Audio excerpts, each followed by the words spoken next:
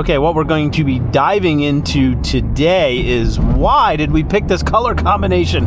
Aero Gray with tan. Why did we buy a Grand Touring? And the big question, how much did we pay for all this? Good day to you. You're watching me on the test drive, and this is roughly our 3-month-old 2025 Mazda MX-5. This is the second video that we're doing on it. I have another video out there on why we bought a Miata in the first place. Really didn't get into colors and trim level in that one, but just why did we pick a Miata over some other sporty cars for our third fun car here on the channel. Yeah, so we have a lot of Mazda content on the channel. If this is your first time here, we have a long-term 3 we cover. We have a CX-9, so this is our third one. Yeah, check out everything else we do on the channel. We do POV reviews for the most part. And if you like what you see, subscribe. We'd love to have you along for the ride. And if you're here, one of our longtime subscribers, thank you. We do appreciate your support and pressing play today. Pricing in 2025 starts with the Sport, right around $30,000. I'll put all the trim levels and price up here somewhere.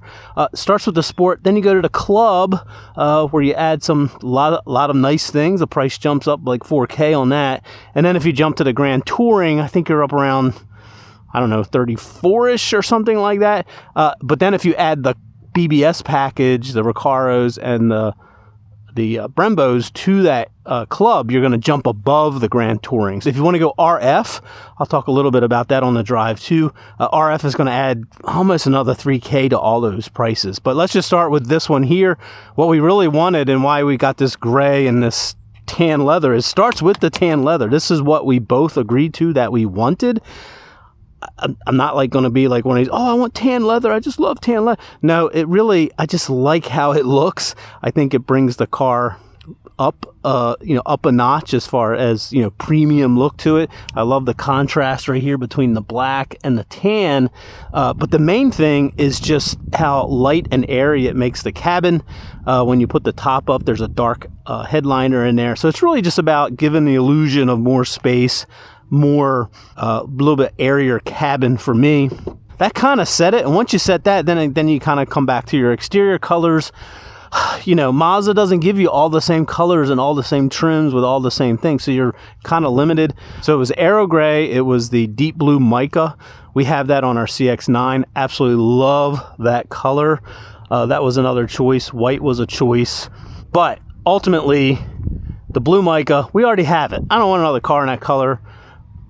We have a polymetal gray Mazda 3, and then white came up. Didn't want a white car, even though Mazda's white is absolutely beautiful. So it kind of left us with Aero Gray. It's got just a hint of metallic in it, but yes, it's floor paint, it's concrete. Let's just be honest about it. It's not a color. It's actually lacking color. But what I like about the Aero Gray is how it contrasts with the black features of the car, whether it be the top when it's up or these wheels. So to each his own on color. I agree that the red, this looks probably the most beautiful in the red, but I'm not a red car person. We kind of like the understated sort of difference that this gray provides. But we love to talk colors. We think Mazda has some great colors. A little frustrating on what you can and can't get versus trim levels, but definitely weigh in below with your thoughts on colors, what color you own, what color you're planning on buying. Now, I also should mention that it is the day before Thanksgiving. So we are getting into the winter months here pretty soon. But today is just, as you can tell, man, you got to get out for a drive on a day like today. Let me talk about used versus new. Would have loved to have bought used. The ND2s are really good bargains out there. Anything 23 and before. What I really wanted was a 24 and later, not because they've done some mechanical bits with the steering rack or the LSD. That's not something that was going to drive me to do that. I hate to be petty, but I really wanted a 24 because I wanted this infotainment system. I wanted the wireless Apple CarPlay, and I wanted this to be a touchscreen, even though I am a fan of the scroll wheel. I just wanted the updated infotainment. We have this updated infotainment in our Mazda 3, and we have it in our CX-9. And I really didn't want to get into this and feel like, it's a little dated. The screen is a little bit bigger. So so kind of petty. But a 2024 you know, kind of hard to find a used one of those. We don't plan on ever getting rid of this. I know how it's been treated because we've been the only owner, and I wanted the updated infotainment system. But I think there are some good prices out there on ND2s. A little bit briefly on RF versus soft top. I have no issues with the RF. I think it looks gorgeous. It is more money, right? You know, 10%, $3,000 or whatever. And it does feel like a little bit more of a quieter car in highway situations. But the main reason that I like the soft top is, number one, when the top is down, you do get the full convertible experience. So I like that. And the other part of it is, I love how this looks with the top up. The RF and all the different colors, you know, it's a lot of that color, but I do like the contrasting black top on... Oh, there's somebody with their Christmas tree already. Okay, well, they are ahead of the game. Nice job. Oh, more Christmas trees. Okay, I guess our tree farm down here just opened. But yeah, I like this. I love how the soft tops look when the top is up. The other reason I like the soft top, I feel like I can control the wind inside the cabin a little bit more than I did with the RF. So we do have an RF review out there. Usually I like the one that costs the most more, but this is a case where preferred the soft top and it's a little cheaper, so that was kind of a win-win. Now a little bit more about the features on the Grand Touring. I will tell you that we came so close to buying a club with the BBS wheels, that package. The Recaros are awesome. People will ask me sometimes about if the Recaros are comfortable and supportive. Yes, they are. They're incredible seats. Just for what we were needing, these seats are just fine, and they are super comfy. I will have a video coming out on just our first 3 months, and I'll go ahead and cut to the punchline. We did take this on a long road trip over 3 or 4 days, and the seats were fabulous. So seats were really, really good. Some other niceties that I really like about the GT is it's a GT, right? It fits our purpose in life a little bit better. You know, if you think about performance, both the GT and the Club get the same suspension, get the same tires, get the same size wheels. Get the same LSD on it, so it really comes down to whether you put those BBS. I mean, the Brembo brakes is where you're going to notch up in performance, and the seats is going to give you that. The seats are going to give you that extra support when you're autocrossing or tracking. Oh, some other nice little niceties of the Grand Touring that, again, you get the Bose in the Club and the Grand Touring, but you also get like auto climate control. The one thing I really am glad that I got that the Grand Touring offers is this nice big auto dimming rear view mirror. It's a nice size mirror for such a little car, so really like that. The auto climate control, I don't really care. I mean, we're always playing with these things because the top is always down. But the other thing I like is you get the auto dimming driver's side mirror too. So for a car that sits down low, that's just a nice thing. I mean, not have those lights blinding you either here or here. Again, they're kind of first world problems, but you can always manually dim this one, but the driver's side, that's key. So that's a nice feature. We do have the automatic high beams, the rain sensing wipers. The high beams is nice because we're kind of spoiled with those on the other two Mazdas. And the CX-9 does have the swiveling headlights, and so does this. So don't get it out too often at night. But it's always nice that when you are out at night, you have that option. Oh yeah, and one other thing about the Grand Touring that I was researching, and then some owners weighed in, so appreciate that. I was asking about the Club soft top versus the Grand Touring soft top as far as it being thicker, and I can confirm that it is. I mean, you really do have to jump in them back to back, which kind of had the opportunity to do that, and you can tell that the Grand Touring top is a little thicker. Does it make this a quiet car? No. Is it like a big deal? No, but it is. You can tell out on the highway. Again, this thing's all about engine noise, road noise, and obviously the wind noise over the soft top, but they're a little bit thicker. Again, Grand Touring, another nice little feature. Okay, the buying experience. Okay, now once we had settled on this color, this trim, then the hunt was on. We started in mid to late August was when we made that decision, started hunting. It wasn't good. These weren't popping up very much. A ton of automatics. I mean, I don't know. It just seemed like they were flooding automatics in here in August, maybe over the summer. So local dealer, I won't mention them by name. They didn't have anything coming in. They were fine, you know, they weren't really willing to hunt around and try to bring one in out of state or make a trade, and I get that. I really wasn't asking them to do that. So we started broadening the search. At one point, we finally located some, but they were a couple hundred miles away. One was up in Albany, New York, and kind of was settling in on that one. Pretty big trip from where we live here around in the DC area. So, but I was kind of settled on I was going to have to do that. Working price with them, and then was working.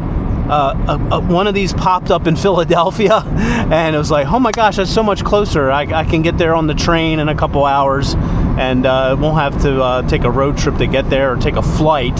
So that was going to save some money. So that was good. The whole time, you know, getting into the buying experience, I'm going to be honest, every car I bought, I can't ever say the buying experience was an A+. There's always something about it, and I guess with this one was, you know, we knew what we wanted. We knew what color we wanted. My local dealer that we take our cars in for service, I actually bought the 3 from them.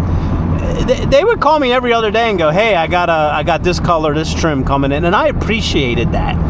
But my last contact was, no, if you get a gray with the leather interior, then call me. But that was not the case. The other frustration was just multiple people emailing sales managers, the salespeople, internet sales manager. I don't know. It was outrageous. At one point, I had to just say, look, I need one contact person, just one. For the love of humanity, just one person.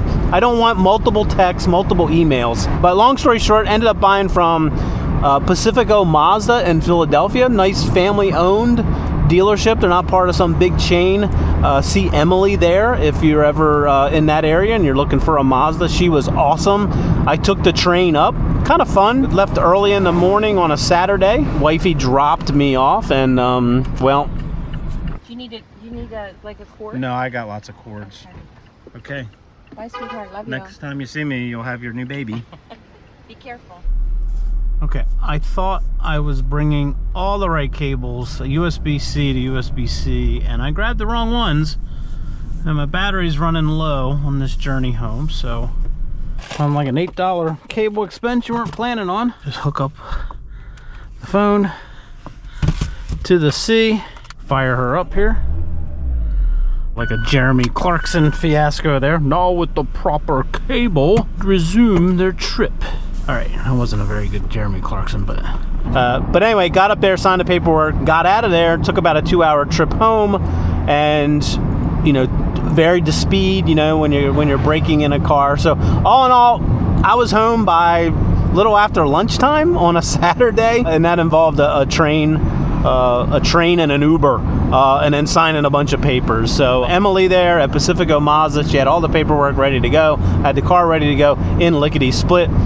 The car was titled, or at least initially sold, in Pennsylvania, and I feel bad for Pennsylvanians because they had these stupid inspection stickers that they have to put even on a new car. So once I got over the line into Maryland, got the car home, those came off. Pacifico took care of all the tagging, getting it titled in the state of Maryland, so all smooth. So really, really smooth buying experience.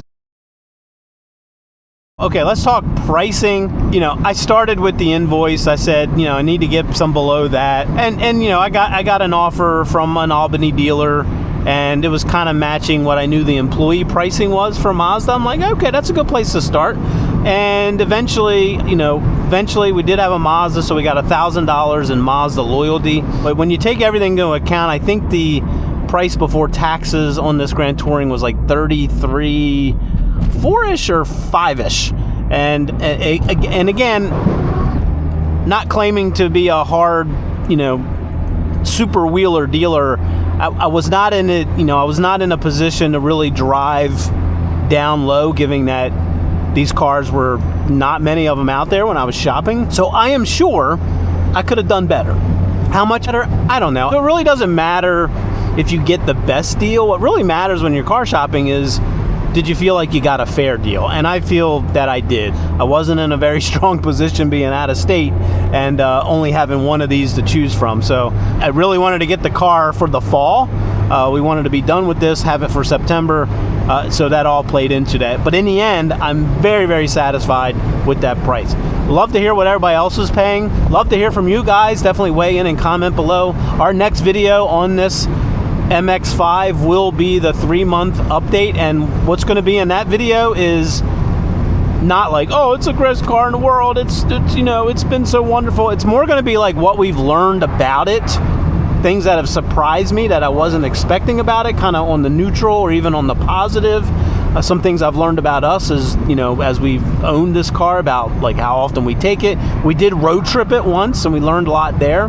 So yeah, that'll be in the next video. If it's not out yet, definitely, you know, keep an eye out for it. The other thing we've done on this is I did do an oil change at 1,000 miles. I'm really curious about, you know, dispelling the myth, or at least confirming that it's good to get that factory oil out of there as soon as you can after the break-in. So I did do that, and I sent that off to a lab. So yeah, that's what's going on with this Miata. We hope this has been informative, and as always, have a great day, morning or evening, wherever you may be.